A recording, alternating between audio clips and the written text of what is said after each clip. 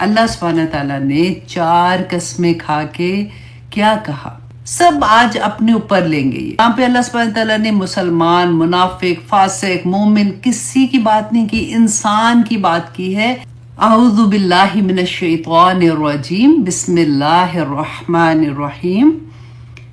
والتین والزیتون وطور سینین وہذا البلد الامین لقد خلقنا الانسان فی احسن تقویم۔ بہت پیاری آیات ہیں۔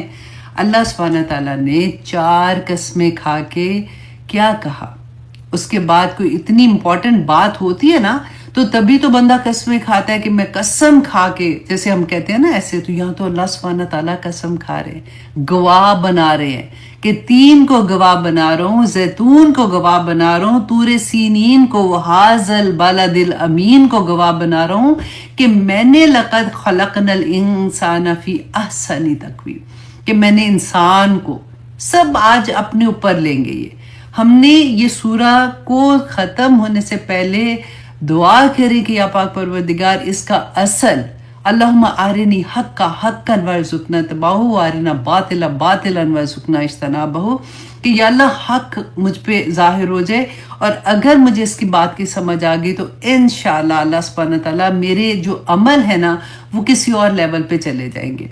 تو اللہ سبحانہ تعالیٰ نے فرمایا کہ میں نے انسان کو بہترین ساخت میں پیدا کیا، لیکن وہ بہترین ساخت والا انسان ہے نا، ثم رددناہ اسفل سافلین، تو وہ سب سے نیچے سے نیچے سے نیچے درجے پہ گر گیا۔ تو آج ہم دیکھیں گے کہ ہم نے کیسے انسان کی بات ہے نا، تو ہم میں سے کوئی بھی، یہاں پہ اللہ سبحانہ تعالیٰ نے مسلمان، منافق، فاسق، مومن کسی کی بات نہیں کی، انسان کی بات کی ہے کہ اللہ سبحانہ تعالیٰ نے انسان کو کس طرح سے پیدا کیا اور پھر وہ کس درجے میں گرا۔ آج ہم اگزامپل سے انشاءاللہ دیکھیں گے کہ کیسے ہے۔ سب سے پہلے تو دیکھیں جی والتین والزیتون، 3 اللہ سبحانہ تعالیٰ نے یہاں پہ قسم کھائی ہے انجیر کی۔ انجیر کے بارے میں اور زیتون کے بارے میں مفسرین کی پھر سے 2 رائے آتی ہیں۔ اب اسی لیے میں نے اختلاف کا آج اتنی ڈیٹیل آپ کو پہلے سے برین واش کیا ہے اس کے بارے میں کہ آپ کو یہ نہ لگے کہ کیا مطلب پھر کیوں 2 اختلاف ہیں۔ تو اس لیے کہ یہاں پہ صرف 3 ہی لکھا ہوا ہے نا، تو پھر وہ انہوں نے جب آگے تفسیر بیان کی تو انہوں نے دیکھا کہ یہاں پہ اس کا کیا مطلب ہو سکتا ہے۔ تو نمبر 1 یہ، اگر اس کو ایز اے پھل دیکھے کہ اللہ سبحانہ تعالیٰ نے یہاں پہ 2 پھلوں کی قسم کھائی ہے، 3 کی، زیتون کی اور انجیر کی، تو انہوں نے پھر کیا کہا کہ قسم، تو اس وجہ سے کہ اس سے یہ ظاہر ہوتا ہے کہ یہ چیزیں جو ہیں ان کا بڑا مقام ہے، تو انہوں نے پھر ان چیزوں کی فائدے، ان کے جو ہماری جسم پہ اثرات ہیں ان کو بیان کیا۔ اور انہوں نے کیا کہا کہ جو انجیر ہے، جو 3 ہے نا، جس کا انجیر کو، کہ یہ کیا ہے کہ زود ہضم ہوتی ہے، یہ نفع آور دعا ہے، دعا مطلب کھانے کی میڈیسن ہے، اور اس کے علاوہ یہ کہ یہ بلغم کو پتلا کرتی ہے۔ بعض دفعہ دیکھیں نا لوگ کھانسی رہے ہوتے ہیں کیونکہ بلغم پھنسی ہوتی ہے، تو اگر اس کا اب تو ڈرائی فگ بھی ملتی ہے نا، اتنی آسانی ہو گئی ہے، اگر آپ رات کو اس کو پانی میں بھگو کے صبح آپ اس کو کھا لیں گے، پانی میں دودھ میں بھگو لیں، صبح اس کا شیک بنا لیں، تھوڑا سا اس کے اندر شہد بھی بے شک ڈال دیں، تو اتنی فائدہ ہوگا کہ اچھا اب اس کے فائدے دیکھیں کتنے ہیں کہ نمبر 1 یہ بلغم کو پتلا کرتی ہے، گردوں کو صاف کرتی ہے، اور کڈنی میں جو سٹون بن جاتے ہیں نا ان کو یہ توڑتی ہے، اور طاقت کا ذخیرہ ہے۔ حدیث میں آتا ہے کہ یہ بواسیر کو ختم کرتی ہے اور گھٹیا کے درد میں فائدہ پہنچاتی ہے۔ گھٹیا کا درد کیا ہوتا ہے؟ جو ہمارے جوڑ ہوتے ہیں نا، سویلنگ ہو جاتی ہے، درد ہوتی ہے۔ آج کل تو ینگ بچوں کو دیکھو ایسا ہے کہ گھٹنے میں بھی درد ہے، تو کندھوں میں درد ہے، تو یہ جوڑوں میں جو درد ہوتی ہے نا، وہاں پہ جو سویلنگ آ جاتی ہے، اس کے لیے بھی یہ بہت زبردست ہے۔ اور انجیر جو ہے یہ یونان، ترکی، اسپین اور فرانس میں پیدا ہوتا ہے، اور وہیں سے درآمد بھی کیا جاتا ہے، اور یہ قبض کشا بھی ہے۔ اور اس کا دودھ جو ہے نا، جیسے اس کو توڑو نا جہاں سے، تو وہاں سے ایک وائٹ سا نکلتا ہے، تو اس کا دودھ کہتے ہیں اس کو۔ وہ مسوں پر، مسے ہوتے ہیں نا بعض لوگوں کو نکل آتے ہیں، ان پر لگانے سے پہلے تو معمولی سا ورم ہوتا ہے، مطلب تھوڑی سی سوجن ہوتی ہے، اور پھر وہ مسے خود بخود جھڑ جاتے ہیں. تو یہ بھی آپ کر کے دیکھ سکتے ہیں. وہی پھر اگین یہ کہ بلغم کو خارج کرتا ہے، پیشاب کھل کر آتا ہے. اور حدیث میں بھی ہے کہ ایک مرتبہ رسول اللہ صلی اللہ علیہ وسلم کو انجیر کا ہدیہ دیا گیا، تو آپ صلی اللہ علیہ وسلم نے اس کو کھایا اور صحابہ کو کہا کہ تم بھی اسے کھاؤ. اور پھر فرمایا کہ اگر میں یہ کہوں کہ یہ پھل جنت سے نازل ہوا تو کہہ سکتا ہوں، کیونکہ جنت کے پھل جو ہیں وہ بغیر گٹھلی کے ہوتے ہیں، اور اس کو تم کھاؤ، یہ بواسیر کو ختم کرتا ہے اور گٹھیا کے درد کو بھی ختم کرتا ہے. اچھا، اب زیتون کے بارے میں یہ تھا کہ زیتون جو ہے یہ زیادہ تر بحیرہ روم کے ساحلی ملکوں میں پیدا ہوتا ہے، مثلا یونان میں، فلسطین، اسپین وغیرہ میں اس سے تیل نکالا جاتا ہے، اور یہ جوڑوں کی درد کے لیے بہت فائدہ مند ہے. اور رسول اللہ صلی اللہ علیہ وسلم نے فرمایا تھا کہ اس کی مسواک کے بارے میں کہ کیا خوب ہے، اور یہ مبارک درخت ہے اور یہ بدبو کو زائل کرتا ہے. تو جن مفسرین نے اس کو ایز اٹ از پھل کے طور پہ لیا تو انہوں نے اس کے فائدے بیان کیے. اچھا، اب دوسری طرف دوسری رائے کیا تھی کہ جن مفسرین نے اس کو ایز اے علاقے کے طور پہ لیا. وہ کیسے؟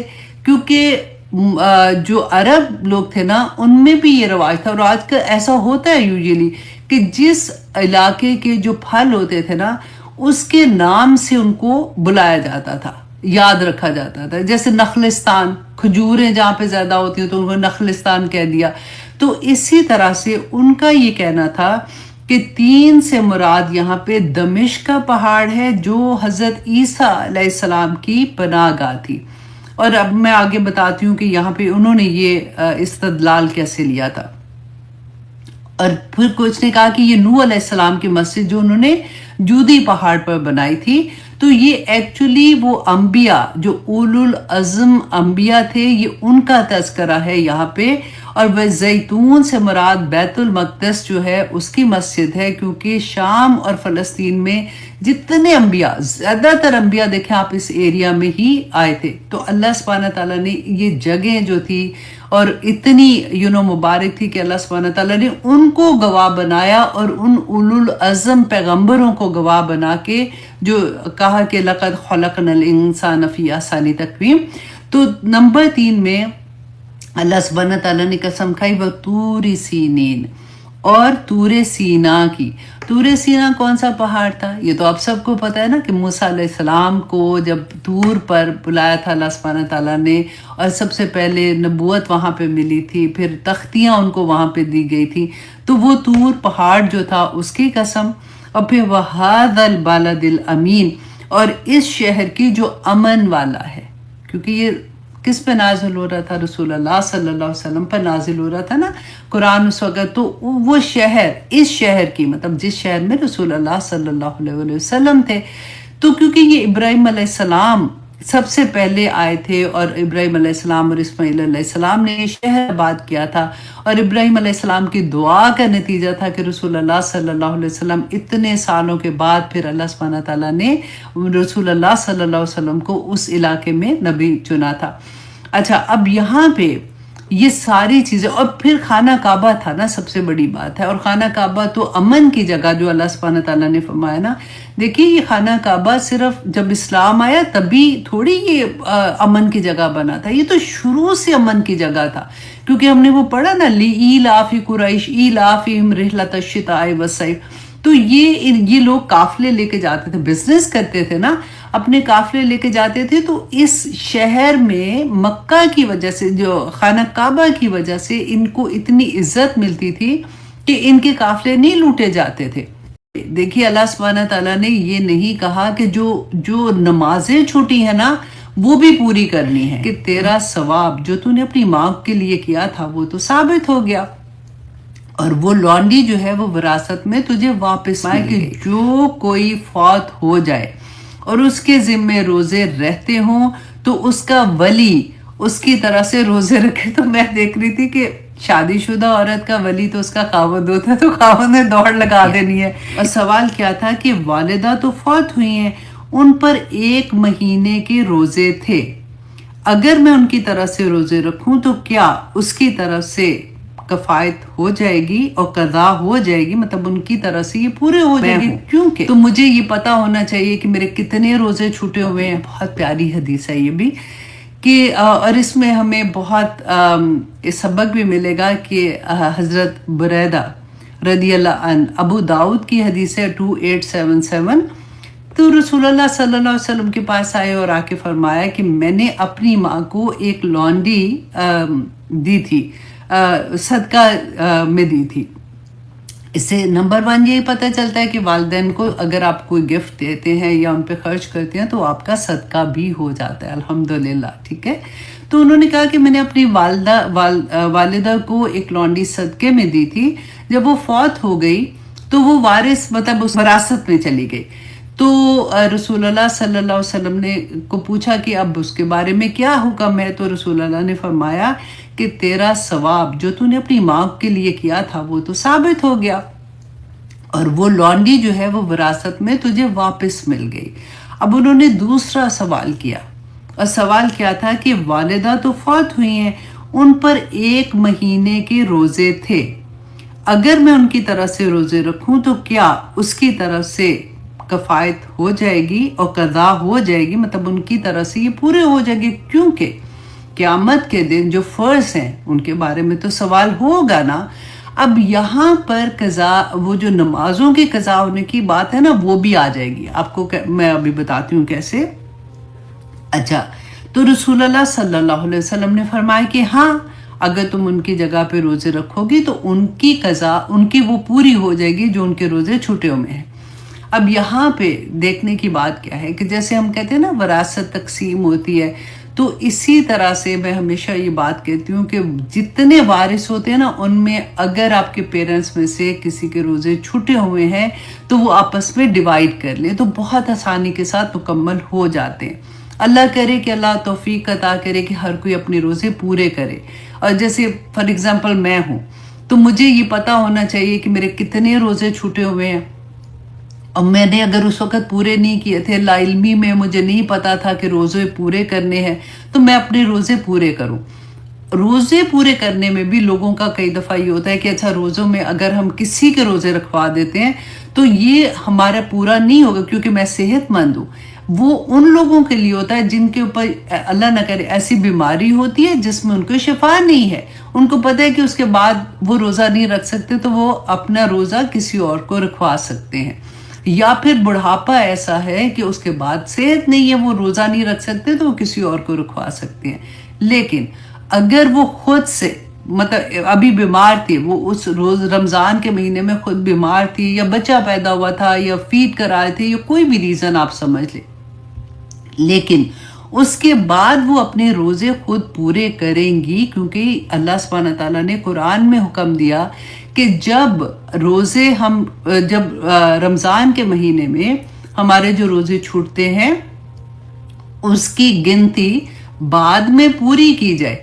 लेकिन यहाँ पे देखिए, अल्लाह सुब्हानहू तआला ने ये नहीं कहा कि जो नमाजें छूटी है ना वो भी पूरी करनी है, रोज़ों का कहा, नमाजों का नहीं कहा। इस पे बाज़ उलमा ने ये दलाइल दिए कि अल्लाह सुब्हानहू तआला ने तो रोज़े का कहा था, नमाज का नहीं कहा। ये तो बहुत बड़ा फिर उसके ऊपर बोझ आ जाता है ना, हर दिन की 5-5 नमाजें अगर लेते हैं, या जो भी अल्लाह सुब्हानहू तआला की हिकमत थी। तो इस वजह से वो ये कहते हैं कि अगर नमाजें छूटी हैं तो अल्लाह से इस्तिग़फ़ार करें, और फिर वही बात कि हमारे जो नवाफिल है, नवाफिल बहुत ज़्यादा पढ़े, क्योंकि अगर वो कमी होगी तो नवाफिल उसको पूरा करेंगे। लेकिन बहुत से उलमा ने ये भी कहा कि नहीं, आपकी नमाजें भी क्योंकि फ़र्ज़ है, अगर वो छूटी है तो वो भी आप अपनी पूरी करेंगे, और वो काउंट करें तो आप अपनी साथ साथ नमाजों के साथ पढ़ना शुरू कर दें। तो ये 2 राय हैं, ठीक है। तो इसमें उन्होंने पूछा कि मेरी माँ के 1 महीने के रोज़े थे, क्या मैं वो रखूँ? तो रसूलुल्लाह ने कहा कि हाँ, वो अगर तुम रखोगे तो उनके वो पूरे हो जाएंगे। अच्छा, उस औरत ने फिर से सवाल किया और उसने कहा कि मेरी वालिदा ने हज नहीं किया था, तो अगर मैं उसकी तरफ से हज करूं तो क्या वो उसको कफ़ायत हो जाएगा, क्योंकि हज भी फ़र्ज़ है। तो रसूलुल्लाह सल्लल्लाहु अलैहि वसल्लम ने फरमाया था कि हाँ। अच्छा, अब यहाँ पे एक और भी मसला साथ आ जाता है, वो भी देखने वाला है। कई दफ़ा होता है कि हम मन्नतें मांग लेते हैं کہ اچھا یہ ایسے ہو جائے گا تو ہم یہ کریں گے، اور بعد میں فار ایگزامپل بھول گئے، یا پھر کوئی ایسی بیماری آ گئی کہ ہمیں اسی میں ہمیں نہیں، ہم تو زندہ ہی ہے نا، مطلب ایسی چیز ہوگی کہ بندہ فوت ہو گیا، تو اس پہ اس کی وہ منت جو تھی وہ پوری ابھی نہیں کی ہوئی تھی، ابھی پڑی ہوئی ہے اس کی اسی طرح سے. تو اس کے بارے میں آپ دیکھیے کہ سنن ابو داؤد میں 2400 حضرت عائشہ رضی اللہ عنہ بیان کرتی ہیں کہ رسول اللہ صلی اللہ علیہ وسلم نے فرمایا کہ جو کوئی فوت ہو جائے اور اس کے ذمے روزے رہتے ہوں تو اس کا ولی اس کی طرح سے روزے رکھے. تو میں دیکھ رہی تھی کہ شادی شدہ عورت کا ولی تو اس کا خاوند ہوتا ہے، تو خاوند نے دوڑ لگا دینی ہے کہ کوئی نہیں، اب بلکہ ہر خاوند پہلے بیوی کو پکڑ پکڑ کے کہے گا کہ روزے رکھ کسی طرح سے، جو چھٹے ہیں وہ بھی پورے کر، میں بعد میں کہاں رکھوں گا. تو خیر اینی وے رسول اللہ صلی اللہ علیہ وسلم نے فرمایا کہ اس کا ولی اس کی طرح سے روزے رکھے، مطلب کہا تھا. امام ابو داؤد اور امام احمد بن حنبل نے اس حدیث کا یہ کہا کہ یہ مسئلہ جو تھا نا، یہ نظر کی صورت میں تھا، کہ کسی نے اگر نظر مانی ہے کہ میں اتنے روزے رکھوں گی اور وہ پھر روزے نہیں رکھ سکے تو وہ پھر اس کا ولی اس کے روزے پورے کرے گا. عطا کرے کہ ہمیں کبھی اتنا وقت ملے کہ ہم صحابہ کی زندگی کے بارے میں جان سکیں، کہ ان پہ جب قرآن نازل ہوتا تھا، جب وہ قرآن کی آیات سنتے تھے، تدبر کرتے تھے، سمجھتے تھے، تو ان کی زندگیاں ایسے کیسے بدلتی تھیں. ہم بھی تو آج وہی قرآن سن رہے ہیں نا. اللہ اکبر. اعوذ باللہ من الشیطان الرجیم، بسم اللہ الرحمن الرحیم. لم یکن الذین کفروا، کہ نہیں تھے وہ لوگ جنہوں نے انکار کیا. یہاں پہ کفر جو ہے نا، وہ انکار کے معنوں میں آپ اگر لیں گے نا تو آپ کو آسانی سے سمجھ بھی آئے گی کہ جنہوں نے انکار کیا، من اہل الکتابی، اہل کتاب میں سے، والمشرکین، اور مشرکوں میں سے، منفقین، کہ وہ باز آ جاتے، حتی تاتیہم البینہ، کہ یہاں تک کہ ان کے پاس بینہ نہ آ جائے. اب اس کو آسان ورڈز میں اگر آپ سمجھیں کہ اللہ سبحانہ تعالیٰ یہاں پہ کیا فرماتے ہیں اس سورہ میں نا، اللہ سبحانہ تعالیٰ نے جو سورت کا آغاز کیا یہ ان یوزول ہے. یوزلی ایسے سورت کا آغاز نہیں ہوتا. یہاں پہ اللہ سبحانہ تعالیٰ نے فرمایا کہ اہل کتاب اور مشرکین تب تک ایمان لانے والے نہیں تھے جب تک وہ بینہ نہ دیکھ لیں. ٹھیک ہے. اب یہاں پہ آپ دیکھیے کہ اہل کتاب کون تھے. اہل کتاب یہودی اور نصارہ تھے، جو کہ ابھی قرآن جب نازل ہوا تھا تو اس سے پہلے سے تھے.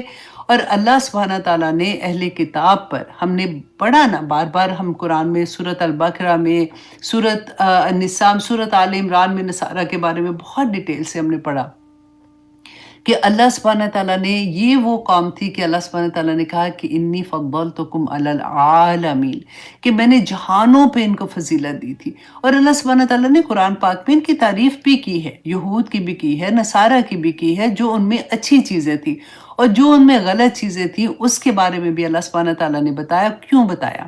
کیونکہ ہم لوگ جو مسلمان ہیں، ہم جان سکیں کہ یہ اہل کتاب جو تھے ان کے بھی نبی تھے، یہ بھی اللہ کو مانتے تھے، یہ بھی اپنے نبی کو مانتے تھے. اس کے باوجود انہوں نے کیا کیا تھا کہ اللہ سبحانہ تعالیٰ نے ان سے وہ منصب چھین لیا اور مسلمانوں کو عطا کیا تھا. تو آج کیا ہم وہ منصب کو سمجھ رہے ہیں؟ آج ہم کیا وہ کام کر رہے ہیں جس وجہ سے اللہ سبحانہ تعالیٰ نے ہمیں وہ منصب عطا کیا تھا؟ تو مشرکی، یہ جو اہل کتاب ہے نا، اب یہاں پہ دیکھیے کہ ان کا کفر، ان کا، اب اہل کتاب جو یہودی تھے انہوں نے تو ایسا نہیں تھا کہ اپنے نبی کا انکار کیا تھا، ایسا بھی نہیں تھا کہ انہوں نے اللہ کا انکار کیا تھا. یہاں پہ اللہ سبحانہ تعالیٰ، وہ کچھ یہودی جو سارے ایسے نہیں تھے جنہوں نے حضرت عزیر کو اللہ کا بیٹا مانا تھا، لیکن ان کا کفر کیا تھا کہ ان کو اللہ سبحانہ تعالیٰ کی طرف سے جو احکامات آئے تھے ان کو نہیں انہوں نے پورا کیا. سارے ایسے نہیں تھے، زیادہ تر ایسے لوگ تھے. رائٹ. ہم نے پڑھا تھا نا موسیٰ علیہ السلام جب ان کو وادی تیہ میں لے کے گئے تھے تو انہوں نے کیا کیا تھا؟ اللہ سبحانہ تعالیٰ نے اتنے کرم کیے کہ آسمان سے کیا کچھ من و سلوہ نازل کر دیا، ان کے اوپر سائے کی طرح بادل کر دیے، ان کو سارا کچھ ان کو عطا کر دیا تھا نا۔ لیکن ہر دفعہ یہ کوئی نہ کوئی ایسا بہانہ کر دیتے تھے، نہیں آپ اپنے رب سے جا کے یہ پوچھیں، آپ اپنے رب سے جا کے یہ پوچھیں، ان کو یہ کہیں کہ ہمیں یہ چاہیے۔ پھر آخر میں انہوں نے کہا کہ ہم من و سلوہ سے بھی تنگ آ گئے ہیں، ہمیں تو یہ دال اور ککڑی اور وہ ساری چیزیں چاہیے کھانے کے لیے۔ تو اللہ سبحانہ تعالیٰ نے کہا کہ اوکے، تم اپنے شہر میں جہاں سے تم نکلے تھے فلسطین سے، تم واپس اس میں چلے جاؤ، تم جاؤ گے تو تمہیں غلبہ حاصل ہو جائے گا۔ انہوں نے کہا نہیں جی، تم جاؤ اور تمہارا اللہ جائے، ہم یہاں پہ بیٹھے ہیں، وہ تو اتنے بڑی قوم ہے، ہم تو ان کے ساتھ جا کے نہیں لڑ سکتے، جبکہ اللہ سبحانہ تعالیٰ نے ان کو کہا تھا کہ تم لوگ جاؤ گے تمہیں غلبہ مل جائے گا۔ تو اللہ سبحانہ، یہاں تک کہ جب موسیٰ علیہ السلام کتاب لے کے آئے تھے، وہ تختیاں لے کے آئے تھے نا، اللہ کے احکامات لے کے آئے تھے، تو اللہ سبحانہ تعالیٰ نے کیا کہا تھا کہ کوہ طور کو ان کے اوپر معلق کر دیا تھا کہ پکڑو اس کتاب کو۔ اب آپ ساتھ ساتھ اپنے آپ کو رکھیے گا کہ کوہ طور پہ اللہ سبحانہ تعالیٰ نے ان کو کتاب دی تھی، انہوں نے کتاب کے ساتھ کیا کیا تھا، اور آج میں اور آپ، آج ہم سارے مسلمان جو ہیں وہ ہم اپنی کتاب کے ساتھ کیا کر رہے ہیں۔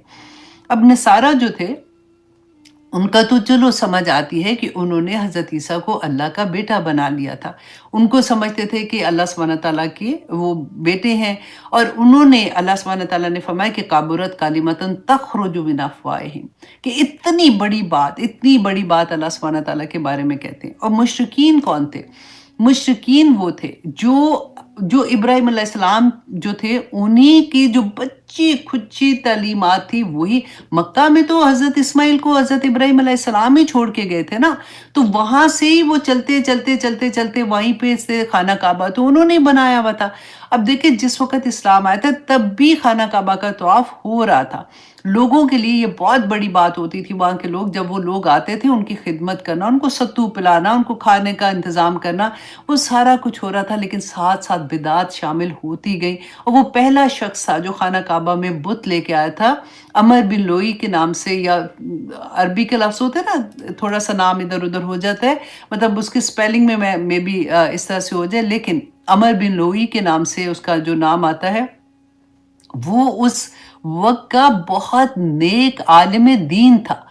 وہ وہاں پہ پہلا بت لے کے آیا تھا، اور اس کے بعد آتے تو اس وقت بھی لوگوں نے اعتراض کیا تھا، لیکن زیادہ تر لوگ پھر ٹھیک ہے چلو کوئی بات نہیں، اتنا بڑا عالم دین ہے، اس کو نہیں کیا پتا ہوگا کہ کیا ٹھیک ہے کیا غلط ہے۔ اور پھر آہستہ آہستہ، کیونکہ سارے ارد گرد کے لوگ جو تھے وہ خانہ کعبہ کے طواف کرنے تو آتے تھے، تو وہاں پہ جا کے جو چیز انہوں نے دیکھی، تو وہ پھر انہوں نے کہا کہ ہمیں بھی ایسا ایک بت بنا دے، تاکہ جب ہم واپس آئے تو ہم اس کو لے کے جائیں گے، اور ہم اپنے قبیلے کے لوگوں کو کہیں گے کہ تم بھی اس کے آگے بیٹھ کے دعائیں مانگو۔ وہ اس بت کو، جو وہ سمجھتے تھے کہ ان کے زمانے کے نیک لوگ ہیں، اس کی چھبی بناتے تھے، اور اس کے آگے بیٹھ کے دعائیں مانگتے تھے کہ یہ اللہ کو مانتے تھے، یہ اللہ سبحانہ تعالیٰ سے ہمارا واسطہ کرائے گا، اور اللہ سبحانہ تعالیٰ سے ہماری دعائیں قبول کروائے گا۔ تو یہاں پہ اسی چیز کو آج کے مسلمانوں پہ رکھ کے دیکھیے گا تو ہمیں بہت اچھے سے سمجھ آئے گی کہ آج ہم نے کیا کیا ہوا ہے۔ اب دیکھیے، کفر جو ہوتا ہے نا، یہ اندھیرا ہوتا ہے، یہ ظلمات ہوتی ہیں۔ اب دیکھیے، ان کے اندر جو سب سے بڑا ظلم آ گیا تھا، ان کے، جب تک رسول اللہ صلی اللہ علیہ وسلم، جب مکہ میں رسول اللہ صلی اللہ علیہ وسلم پہ فرسٹ وحی آئی تھی، اس سے پہلے مکہ کے کیا حالات تھے وہ ہم نے بہت دفعہ پڑھا۔ سب سے بڑی بات ہے کہ عقیدے کا اندھیرا۔ عقیدہ ان کا کیا تھا؟ یہی جیسے میں نے بتایا نا، بتوں کے آگے بیٹھ کے کیا دعا مانگتے تھے کہ ہمیں اولاد دے دو، ہمارا کاروبار خراب ہو گیا تو ان کے آگے بیٹھ کے چڑھاوے چڑھانا کہ یہ خوش ان کو کر دے، یہ ہمارے لیے مانگیں گے، پھر عزتیں مانگنے کے لیے، پھر کبھی ان کی جنگیں ہوتی تھیں اس میں کامیابیوں کے لیے، ہر چیز کے لیے یہ کہاں مانگتے تھے؟ جا کے اپنے بتوں کے سامنے بیٹھ جاتے تھے۔ آج ہم دیکھیں کہ ہم پاکستان میں ہے نا، پاکستان اسلامک کنٹری ہے، ہم فال سنا ہے نا، وہاں پہ گئے تھے فال نکالنے، عام بات لگ رہی ہوتی ہے، ٹھیک ہے جی کوئی بات نہیں، کالی بلی راستہ کاٹ گئی تو چل کے نہ جانا، یہ غلط بات ہے، شیشہ ٹوٹ گیا، یہ بھی منحوس ہو گیا، اللہ اکبر. اور یہ جو 4 بیبیوں کی کہانیاں سنا بھی میں نے لاسٹ ٹائم بتایا تھا، ابھی تک بھی آپ دیکھیں لوگ ان چیزوں پہ بلیو کر رہے ہوتے ہیں نا. اور پھر مزاروں پہ جا کے منتیں مانگنا، اور پھر جب وہ پوری ہو جائیں تو پھر وہاں پہ جا کے چڑھاوے چڑھانا. یہ کون سے لوگ ہیں؟ کون سا ملک ہے؟ آج ہم لوگ ہیں، ہمارے پاس کیا قرآن نہیں آیا بینہ؟ اللہ سبحانہ تعالیٰ نے فرمایا کہ یہ نہیں ماننے والے تھے حتی تاتیہم البینہ، جہاں تک ان کے پاس بینہ نہ آ جائے. اور یہ بینہ جو ہمارے ہاتھ میں آ گئی ہے تو ہم آج کل کیا کر رہے ہیں؟ ان کو تو پھر اللہ سبحانہ تعالیٰ نے فرمایا تھا کہ یہ مان جائیں گے اس کے بعد شاید. اور آپ دیکھیں دوسرا اخلاق جو تھا نا اس کے اندھیرے تھے. اور وہ کیسے تھا؟ قتل کر دیتے تھے، آرام سے لڑائی ہوئی ایک دوسرے کو قتل کر دیا، لوٹ مار کرنا، جائیدادیں ہڑپ کر لینا، شراب نوشی، جوا عام تھا. یہ میں کس کی بات کر رہی ہوں؟ ایسے نہیں لگ رہا کہ ہم اپنی ہی بات کر رہے ہیں. ایک سیل فون چھیننے کے لیے بندہ دوسرے کو قتل بھی کر دیتا ہے. یہ تو سیل فون کی بات ہے نا. گھروں کی کہانیاں ہم نے دیکھا تھا کہ بہو کو کیسے قتل کر کے ٹکڑے ٹکڑے کر کے ان کو لفافے میں ڈالا ہر جگہ پہ. ہم نے پڑھا ڈسکے کی کہانی تھی، وہ جو ایک بچی کے ساتھ ان کی سگی خالہ تھی، اس نے اپنی بہو کے ساتھ کیا کیا تھا. اور جب وہ گیس کے سلنڈر پھٹتے ہیں تو وہ کن بہوؤں پہ ہی پھٹتے ہیں، ہر جگہ پہ کیوں نہیں پھٹتے ہیں؟ کیا کیا کچھ نہیں ہوتا. آپ دیکھیں کہ اخلاق کی لحاظ سے پاکستان میں آپ دیکھیں جو ڈانس پارٹیز ہوتی ہیں، اسکول میں ایون جب بچوں کو ڈانس پارٹیز ہوتی ہیں تو بچوں کو ٹیچرز بھی، میں نے ایک دفعہ پہلے بھی مینشن کیا تھا، اب ڈانس پارٹیز تو دور کی بات ہے، اب تو گھر گھر میں مہندیاں کیا ہیں، ماں باپ خود ارینج کرتے ہیں ڈانس پارٹیز کرنے کے لیے. اس کے علاوہ آپ دیکھیں کہ معاشرتی ظلم کا اندھیرا تھا. یہ کون سا ٹائم تھا؟ جب ابھی اسلام نہیں آیا تھا. میں اس وقت کی بات کر رہی ہوں اور آج کے ساتھ کمپیئر کر رہی ہوں کہ ان کے ساتھ معاشرتی ظلم کیا تھا کہ بیٹیوں کو زندہ درگور کر دیتے تھے. آج تو وہ تو پیدا ہوئی بچی زندہ درگور پیٹ میں ہی ختم کر دیتے ہیں، ابارشن کرا دیتے ہیں آرام سے. اور یتیم بچوں کا حق جو ہے وہ چچا کھا جائیں گے، کبھی جو جن کے ہاتھ چڑھے گا وہ کھا جائیں گے کہ یہ بچوں کو اب کس نے دینا ہے. اللہ اکبر. اب دیکھیے غریبوں کی لائنیں فرق، امیروں کی لائنیں فرق. غریبوں کے ساتھ عدالت میں فرق سلوک اور امیروں کے ساتھ فرق سلوک. اور پھر سب سے بڑی بات تھی کہ وحی کا جو اندھیرا تھا، جو ان کے پاس بھی وحی آئی تھی نا، انہوں نے وحی کو بھلا دیا تھا. آہستہ آہستہ بدعات آ گئی تھی. آج بھی آپ دیکھیں جب کوئی فوت ہو جاتا ہے تو ہم کیا کہتے ہیں؟ جو 25 قرآن پاک بخشے گئے. کہاں سے آئے وہ 25 قرآن؟ فلاں مسجد میں جو وہ بچے پڑھتے ہیں نا، حفظ کرنے بیٹھتے ہیں تو وہ قرآن پڑھتے جاتے ہیں. اچھا جی، وہ مولوی صاحب ان کو جمع کرتے رہتے ہیں اور پھر وہ محلے میں کوئی فوت ہوتا ہے تو وہ کیونکہ چندہ بھی ادھر دینا ہوتا ہے، سارا کچھ کرنا ہوتا ہے، جی یہ اتنے قرآن پاک پڑھے ہوئے، یہ اب جو فوت ہو گیا اس کو بخش دیں. زندگی میں خواص نے کبھی قرآن کھولا بھی نہ ہو، اس کی زندگی قرآن کے مطابق ہو بھی نہ بھلے. آپ ہم کون سی دنیا میں رہتے ہیں؟ اس کے علاوہ آپ دیکھیے کہ وہاں پہ اللہ سبحانہ تعالیٰ نے فرمایا کہ اہل کتاب، نام تو وہی دیا نا، ٹائٹل تو وہی رکھا تھا. تو اہل کتاب، آج ہمارا ٹائٹل بھی تو مسلمان کا ہے نا، تو ان کا کیا تھا؟ ان کا عمل ویسا نہیں تھا جیسے ان کو اللہ سبحانہ تعالیٰ نے حکم دیا. آج میرا اور آپ کا اور ہمارے ارد گرد لوگوں کا عمل جو ہے، کیا وہ قرآن کے مطابق ہے؟ کیا میری زندگی رسول اللہ صلی اللہ علیہ وسلم کے بتائے ہوئے طریقے کے مطابق ہے؟ کیا میں رسول اللہ صلی اللہ علیہ وسلم کو حوض کوثر پر ملنے کے قابل ہو گئی ہوں؟ کیا حق جو اللہ سبحانہ تعالیٰ نے ہم پہ دوسروں کے رکھے ہیں میں کوشش کرتی ہوں کہ میں پورے کروں؟ جھوٹ بولنا، اللہ کی واضح احکامات سن کر بھی عمل نہ کرنا. ہم نے سورۃ البقرہ کو کیوں پڑھا تھا؟ تو کیا تھا اس کا مین؟ بقرہ کیا تھا کہ مین جو اس میں سٹوری تھی کہ اہل کتاب کو جب اس کا حکم دیا گیا تھا تو اللہ سبحانہ تعالیٰ نے فرمایا کہ ایسا تھا کہ وہ نہیں کرنے والے تھے، کیونکہ بار بار پوچھتے تھے اچھا اللہ پوچھ کیا ہو کہ وہ اس کا کلر کیسا ہوگا، اچھا پوچھ کیا ہو کہ کیا وہ ہل جوتی ہو، اچھا یہ پوچھ کیا ہو، اچھا ہم کرنا چاہتے ہیں، اس کو قربان کرنا چاہتے ہیں، لیکن پوچھ کیا ہو کہ کیا وہ اس کا کلر، مطلب جو بھی انہوں نے پوری لسٹ ہے نا سورۃ البقرہ میں جو پڑھتے ہیں. پھر اللہ سبحانہ تعالیٰ نے فرمایا کہ آخر میں انہوں نے اس کو کر ہی دیا ذبح، اور وہ ایسا نہیں تھا کہ وہ کرنے والے تھے، ایسا لگتا تھا نا. آج ہمیں بھی اللہ سبحانہ تعالیٰ، ان کے لیے تو میں کہتی ہوں یہ کتنی اچھی بات تھی کہ اللہ نے کہا آخر انہوں نے کر ہی دیا، پوچھا بار بار. آج ہم ہر درس میں جا کے کیا پوچھتے ہیں؟ کیا نیل پالش لگا کے نماز پڑھ سکتے ہیں کہ نہیں؟ اچھا یہ بتائیے کہ کیا حجاب کا حکم کیا ضروری ہے؟ حجاب کرنا، کیا کور کرنا ضروری ہے؟ اتنی بینہ آیات سامنے ہیں کہ اللہ سبحانہ تعالیٰ نے فرمایا یا ایھا النبی قل لازواجک و بناتک و نساء المؤمنین، اپنی بیویوں سے، اپنی بیٹیوں سے اور مسلمان عورتوں سے کہہ دو یدنین علیہن جلابیبہن، اپنے اوپر ایک بڑی چادر ڈال دیں جب وہ غیر محرموں کے سامنے جاتے ہیں. کہا تھا نا. پھر کیا سمجھ نہیں آئی اس میں؟ اللہ سبحانہ تعالیٰ نے سورۃ نور میں کہا تھا کہ اپنی اوڑھنی اپنے سینوں پہ ڈال لو، ٹھیک ہے؟ تو پھر بھی سمجھ نہیں آئی. کس سے پوچھتے ہیں؟ کیا پوچھتے ہیں؟ یہ تو بینہ آیات ہیں، اس میں تو کوئی ایسی چیز ہے ہی نہیں ہے. اللہ سبحانہ تعالیٰ نے فرمایا کہ کچھ آیات ایسی ہیں جس کے بارے میں وہ والی آیات ہیں جن کے بارے میں کہہ سکتے ہیں کہ ان کو ٹھیک طرح سے سمجھ نہیں آئی. تو اللہ سبحانہ تعالیٰ نے کہا اس کی اصل اللہ ہی جانتے ہیں. عمل کے لحاظ سے قرآن میں کوئی ایک آیا ایسی نہیں ہے کہ آپ کو سمجھ نہ آئے. آپ صرف ورڈ ٹو ورڈ ٹرانسلیشن بھی پڑھ لیں گے نا تو آپ کو اس کی سمجھ آ جائے گی. صرف ورڈ ٹو ورڈ ٹرانسلیشن پڑھ لیں گے اس کی سمجھ آ جائے گی، تفسیر کی بھی ضرورت نہیں ہوگی. لیکن عمل کرنے والے بنیں گے تو سمجھ آئے گی نا. آج ہم دیکھیں، ہم قرآن پاک میں قصے ہیں، وہ تو اس میں تو قصے تھا، ہمیں تو سمجھ نہیں آئی ہے. ہم ٹی وی سے، ہم ڈراموں سے سبق لیتے ہیں. ایک دوسرے سے بات کیا کہ تم نے وہ ڈرامہ دیکھا، اتنا سبق آموز تھا، مجھے تو اتنا اچھا لگا. اور دوسری کہہ رہی ہے اچھا مجھے بتانا نا سٹوری، میں خود دیکھوں گی، کون سا والا ڈرامے کا نام بتا دو، میں خود ہی سے واچ کروں گی.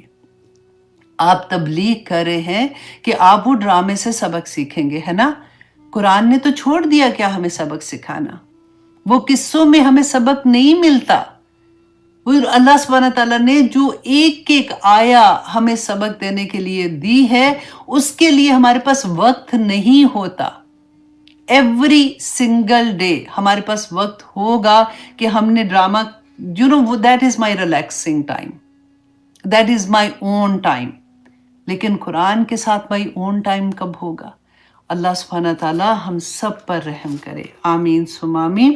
لم یکن الذین کفروا، کہ نہیں تھے وہ جنہوں نے کفر کیا، جنہوں نے انکار کیا، من اہل الکتابی، اہل کتاب میں سے، والمشرکین، اور مشرکین میں سے، منفکین، کہ وہ باز آ جائیں، حتی تاتیہم البینہ، کہ یہاں تک کہ ان کے پاس بینہ آ جائے. تو ہم یہ دیکھیں کہ اس بینہ کے بعد ہم باز آئے ہیں کہ نہیں آئے.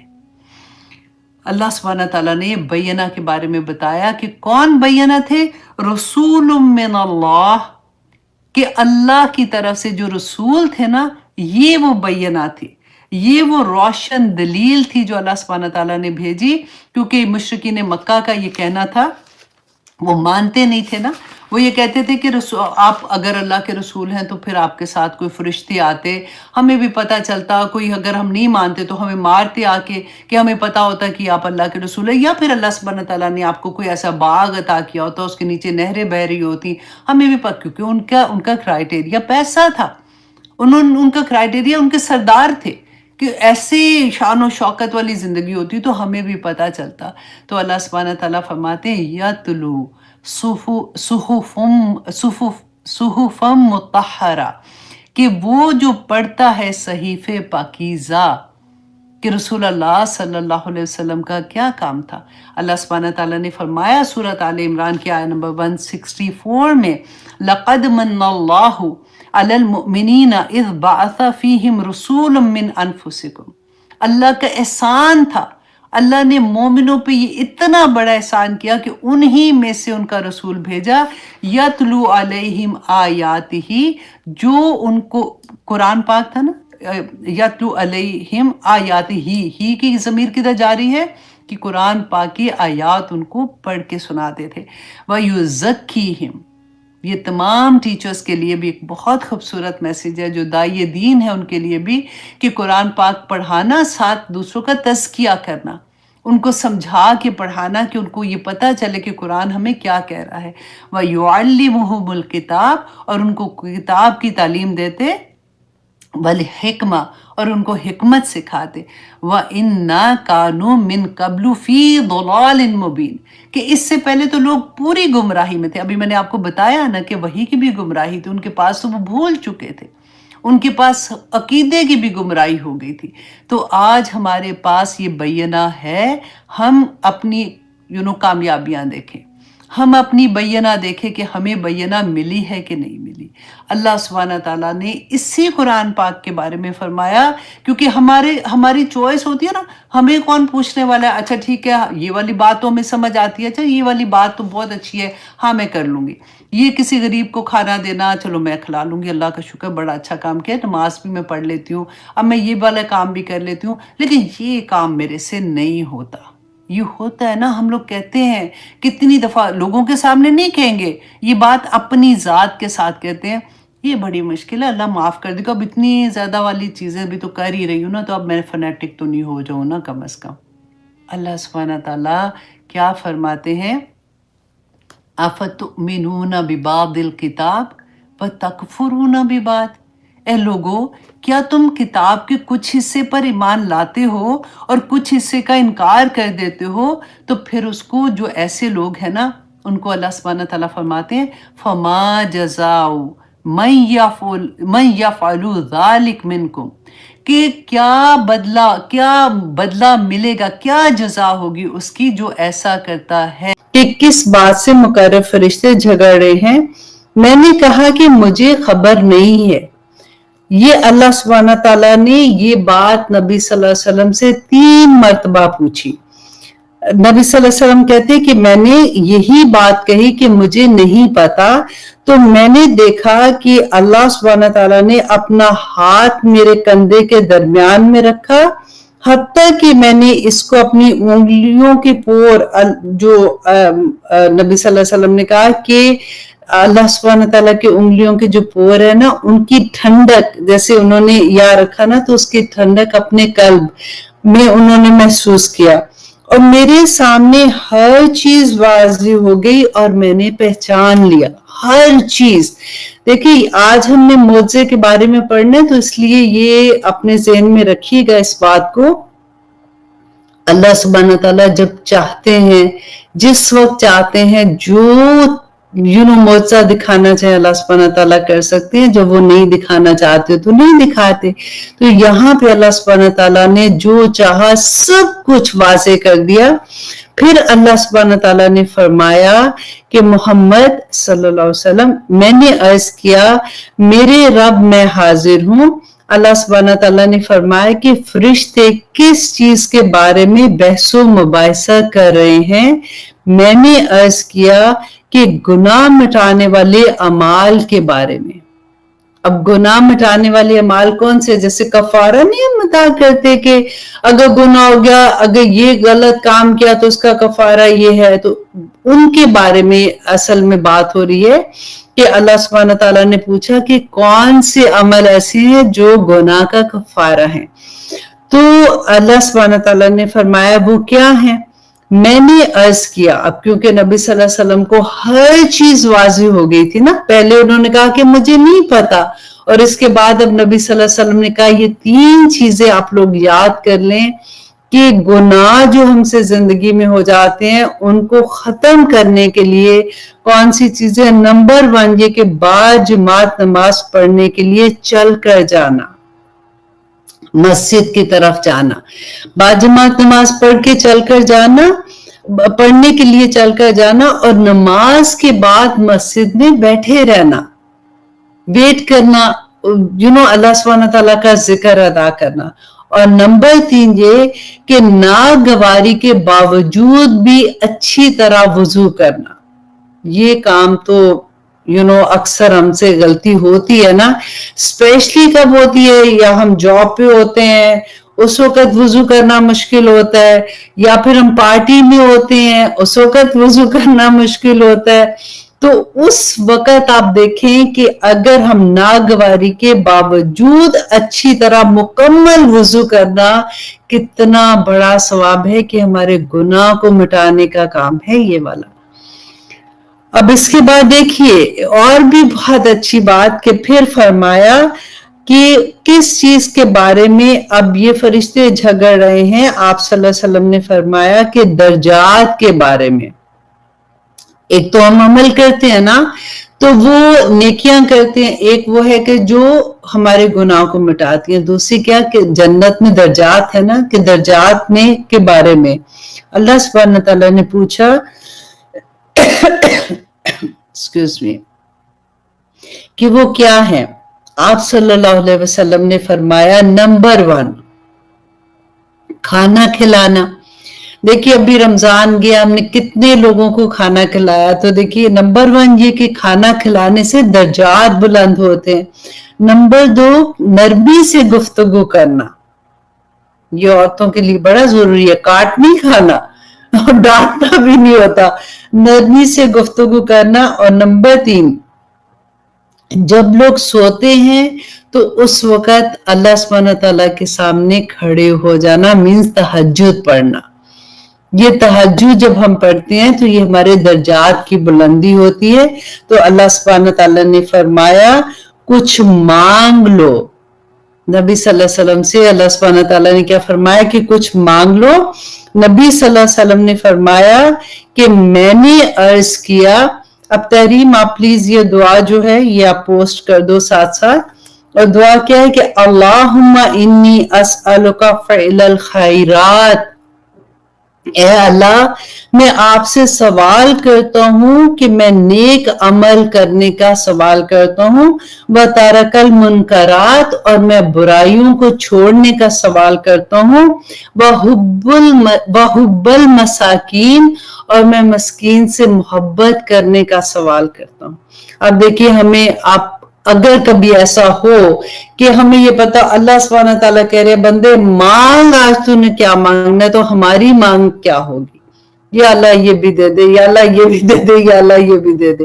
اب دیکھیے نبی صلی اللہ علیہ وسلم کیا مانگ رہے ہیں، وحب المساکین اور مسکین کے ساتھ محبت. اللہ سبحانہ تعالیٰ میں آپ سے مانگتا ہوں وَأَن تَغْفِرَ لِي وَتَرْحَمْنِي، اور میں یہ سوال بھی تجھ سے کرتا ہوں کہ تو مجھے بخش دے اور مجھ پر رحم کر.